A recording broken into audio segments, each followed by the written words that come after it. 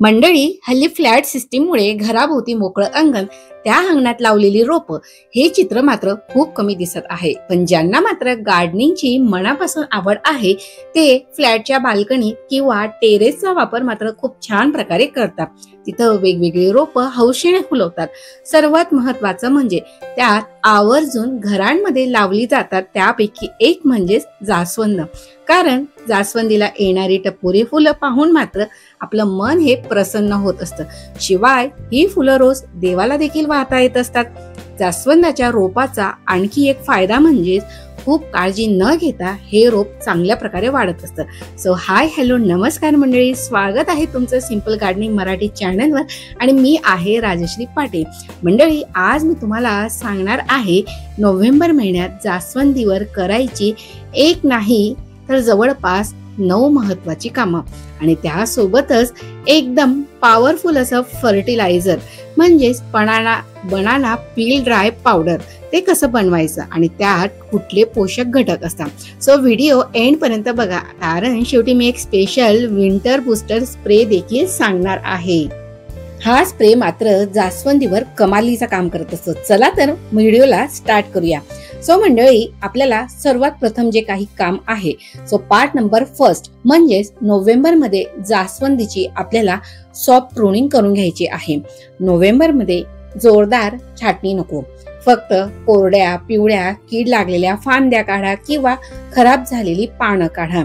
जुन्या फुलांचे डोके तोडा. यामुळे झाडाची जी काही एनर्जी असते ती मात्र कळ्यांवर जाते आणि त्यामुळेच आपली फुलांची देखील संख्या वाढत असते. सो सॉफ्ट प्रूनिंग करायला मात्र अजिबातच विसरू नका. या ठिकाणी माझ्या दोन्ही झाडांवर कुठल्याही प्रकारची खराब पानं, पिवळी पानं नव्हती, पण मात्र एक्स्ट्राची जी काही पानं होती आणि जी काही फांद्या होती ज्यांवर कळ्या तयार होत नव्हत्या, अशा फांद्या मी या ठिकाणी प्रून करून घेतलेल्या होत्या. खराब झालेली जी पानांच्या मागे मात्र काही जे इन्सेक्ट असतात ते लपून बसलेले असतात. सो अशा वेळेस ही पानं झाडावरून वेगळी केलेलीच बरी असतात. सो अशा वेळेस अगदी हलकीशी जी काही प्रूनिंग आहे ती मात्र आपल्याला आता या महिन्यामध्ये झाडावर करणं गरजेचं आहे. सो या ठिकाणी प्रूनिंग झाल्यानंतर जो काही हा ओल्या पानांचा कचरा असतो याला तुम्ही कुंडी भरण्यासाठी देखील वापरू शकतात. त्याने देखील आपली कुंडी जी आहे ती वजनाने हलकी होण्यास मदत होत असते. यानंतर पार्ट नंबर सेकंड, ज्यामध्ये आपल्याला सॉइल एअरेशन करून घ्यायचं आहे. थंडीत माती घट्ट होते, त्यामुळे जास्वंदीचे जे काही रूट्स आहेत त्यांना हवा जर मिळाली नाही की मात्र कळ्या गळत असतात. म्हणून बरेच जण म्हणतात की जास्वंदीच्या झाडावर कळ्या तयार होतात पण मात्र त्या गळतात फुलण्याआधीच. म्हणून त्यांची जी काही रूट्स आहे ती मोकळी करणं, माती जी घट्ट आहे ती मोकळी करणं देखील गरजेचं आहे. म्हणून झाडाभोवती कमीत कमी 1 ते 2 इंच जी माती असते ती खालीवर करून सैल करून घ्या. हे एकच काम फुलांची जी काही संख्या आहे ते 20 ते 30% देखील वाढवत असतं.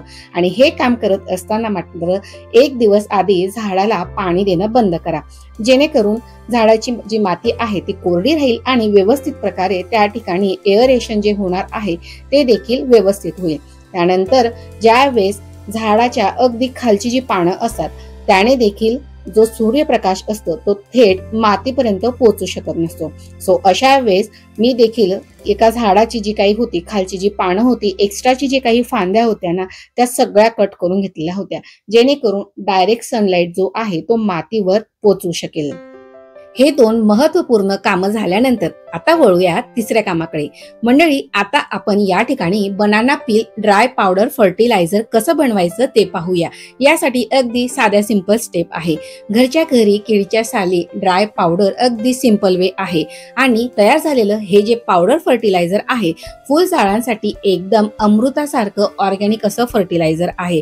सो यासाठी आपल्याला साली ह्या सूर्यप्रकाशात सुकवून घ्यायच्या आहे. 4 ते 5 दिवसात साल मात्र अगदी ब्रिटल होऊन जात असते. हातात घेताच सालीचे तुकडे होत असतात. जर तुम्हाला साली थोड्या वाहतूक वाटल्या, कारण की सध्या सूर्यप्रकाशाची जी म्हणजे कडक सूर्यप्रकाश नसल्यामुळे याला वाळायला 7 ते 8 दिवस देखील लागू शकतील. थंडीचं प्रमाण वाढल्यामुळे उन्हाचं प्रमाण कमी झालेलं आहे. सो जर तुम्हाला साली वाहतूक वाटत असतील तर मात्र 10 ते 12 मिनिटांपर्यंत तव्यावर अगदी कमी आचेवर तुम्ही त्याला हलक्याशा टोच देखील करू शकता। त्यानंतर त्या परफेक्ट क्रिस्प होतात। नंतर साली पूर्ण क्रिस्प झाल्यावर मिक्सर मध्ये बारीक पावडर तयार करून घ्यायची। या सालीमध्ये पाण्याचा ओलावा अजिबात नसावा। हे पावडर 6 महिने सुरक्षित टिकतं।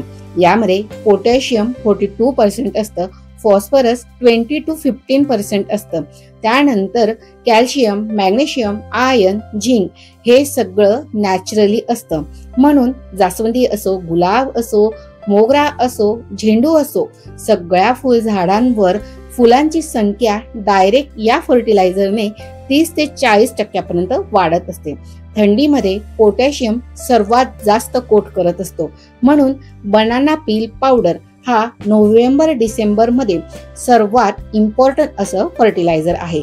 सो याचा वापर आपण 8 ते 10 इंच कुंडी असेल तर त्यासाठी 1 टीस्पून, 12 इंच कुंडी असेल त्यासाठी मात्र 2 टीस्पून आणि अशी जर माझ्यासारख्या मोठ्या कुंड्या असतील तर मात्र 1 टेबलस्पून याचा वापर करावा। सो हे फर्टिलायझर जास्त जरी दिलं तरी मात्र याचा कुठलाही साईड इफेक्ट हा आपल्या झाडांवर होत नसतो। सो या ठिकाणी मी जवळपास 1.5 टेबलस्पून हे एका कुंडीसाठी देऊन घेतलेलं होतं। सो आता हे फर्टिलायझर कसं द्यावं यासाठी मी सुरुवातीलाच माती सैल करून घेतलेली होती। त्यामध्ये आता पावडर देखील ऍड करून घेतलेली होती। त्यानंतर हलकीशी मातीमध्ये पावडर व्यवस्थित मिक्स करून घ्यायचं आहे। त्यानंतर मात्र झाडाला थोडं पाणी द्यायचं आहे। 10 ते 15 दिवसातून एकदा हे फर्टिलायझर आपल्याला वापरायचं आहे। महिन्यातून एक वेळेस तुम्ही किचन कंपोस्ट द्या किंवा एखादं ऑर्गॅनिक वर्मी कंपोस्ट देखील देऊ शकता। ऑर्गॅनिक मॅटर वाढल्याने फुलांची क्वांटिटी देखील त्याने वाढत असते। तयार झालेलं हे बनाना ड्राय पावडर तुम्ही सेकंड वे देखील देऊ शकतात। 1 लिटर पाण्यात 1.5 चमचा पावडर रात्री भिजत घालायचं। सेकंड डे तुम्ही लिक्विड फर्टिलायझर म्हणून त्याचा वापर झाडांवर देखील करू शकता किंवा केळीच्या साली ज्या असतात त्यांना तुम्ही 12 ते 14 तासांसाठी पाण्यात भिजत ठेवा। त्यानंतर तयार झालेलं जे काही लिक्विड फर्टिलायझर आहे त्याला डायल्यूट करून देखील तुम्ही झाडाला देऊ शकता। पण मात्र सध्या हिवाळा असल्यामुळे झाडांना आपण पाण्याचं प्रमाण कमी केलेलं असतं। म्हणून हिवाळ्यामध्ये आणि पावसाळ्यामध्ये जे असतं ते पावडर फॉर्म मधले जे फर्टिलायझर आहे त्याचा वापर करावा। त्याने मातीत फंगस देखील तयार होत नसतो। सो या ठिकाणी आपले महत्वाचे 3 कामं तयार झालेले आहेत। यानंतर वळूया पुढच्या कामाकडे। मंडळी, या ठिकाणी अगदी छोट्या छोट्या कळ्या ज्या आहेत त्या झाडावर तयार व्हायला लागलेल्या आहेत। सो यानंतरचं 4थ्या नंबरचं काम आहे आपलं की पेस्टिसाइड चेक करणं। नोव्हेंबर मध्ये रेड माइट सर्वात जास्त वाढतात, त्यामुळे पानांच्या पाठीमागून एकदा तरी व्यवस्थित प्रकारे तपासणी होणं गरजेचं आहे। जर रेड माइट्स, व्हाईट मिलीबग दिसले तर मात्र नेहमीप्रमाणे नीम ऑइल प्लस शॅम्पू किंवा हँडवॉश लिक्विड यांचा स्प्रे आठवड्यातून आपल्याला 1 वेळेस तरी यावर करायला हवा। यानंतर पार्ट नंबर 5 ज्यामध्ये आपल्याला विंटर सनलाइट अरेंजमेंट करायचे आहे। थंडीमध्ये सूर्यप्रकाश कमी मिळतो। जास्वंदीला कमीत कमी 5 ते 6 तासाचा डायरेक्ट सनलाइट आवश्यक आहे। सो कुंडीला ज्या ठिकाणी सूर्यप्रकाश जास्त येत असेल त्या ठिकाणी तुमची कुंडीला तुम्ही मूव्ह करा आणि महत्वाचं म्हणजे भिंतींपासून कुंडीला दूर ठेवा। यानंतर पार्ट नंबर 8 ज्यामध्ये आपल्याला पाणी कमी करायचं आहे। नोव्हेंबर मध्ये जास्त पाणी झाडाला दिलं तर मात्र मुळांवर फंगस येत असतो आणि मातीवरून आपण सर्वात प्रथम 2 इंच कोरडी वाटली तरच मात्र झाडाला पाणी द्या। गरजेनुसार झाडाला पाणी दिलं तर मात्र झाडाची रूट्स देखील सफोकेट होत नसतात।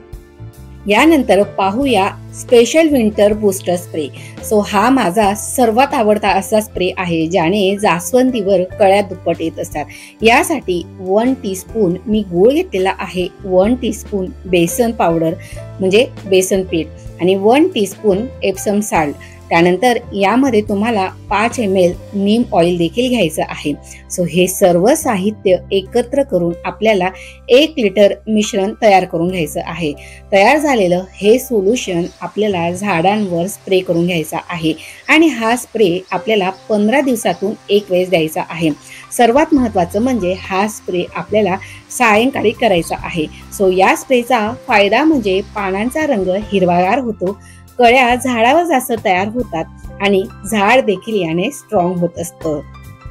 सो मंडळी, हिवाळ्यामध्ये मात्र स्पेशल विंटर बूस्टर स्प्रे हा झाडांवर करायला मात्र विसरू नका। यासाठी आपल्याला 1 रुपया खर्च करायचा नाही, कारण की सर्व घरगुती साहित्य आहे आणि एप्सम साल्ट जो की सर्वात महत्त्वाचा आहे, ज्याने झाडांच्या पानांचा रंग जो काही आहे हिरवा करण्यास मदत होत असते। बऱ्याच वेळेस झाडांची पानं थंडीमध्ये पिवळी होत असतात, सो झाडांच्या पानांचा पिवळेपणा दूर करण्यास देखील मदत करत असतं। गुळ जो आहे तो मातीतील जे काही मायक्रोबीज असतात त्यांना ॲक्टिव्ह करण्याचं काम करत असतं। सो अगदी निःशुल्क असा हा विंटर स्प्रे बूस्टर आहे। सो मंडळी, नोव्हेंबर महिन्यामध्ये हा जो स्प्रे आहे तो झाडांवर मात्र करायचं अजिबात विसरू नका। मंडळी, अगदी साधे सुपे 1 रुपया खर्च न करता आपण आज जास्वंदीला घरगुती असं सॉलिड आणि लिक्विड अशा दोन्ही फॉर्ममधले जे फर्टिलायझर आहे ते देऊन घेतलेले आहे। जास्वंदाचं फूल हे फक्त सौंदर्य नाही तर घराची पॉझिटिव्ह एनर्जी आहे। नोव्हेंबरमध्ये केलेली ही छोटी छोटी कामं झाडावर फुलांची बरसात करणार आहे। तुमच्या झाडाला पहिलं फूल आलं की मला @simple gardening मराठी या इंस्टाग्राम हँडल हे आपला आहे, सो त्यावर नक्की फॉलो करून त्यावर नक्की त्या झाडाचा आणि फुलासहित फोटो नक्की पाठवा, कारण तुमचं झाड फुललं मंडळी, तुमचं झाड फुललं म्हणजेच माझं काम 100% यशस्वी झालं।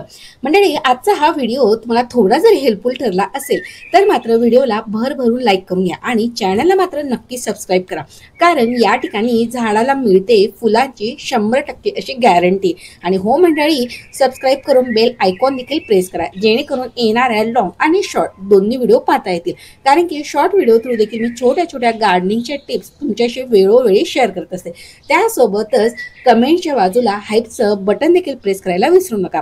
तोपर्यंत मात्र तुमची आणि तुमच्या झाडांची देखील काळजी घ्या। So take care and bye friend, happy gardening.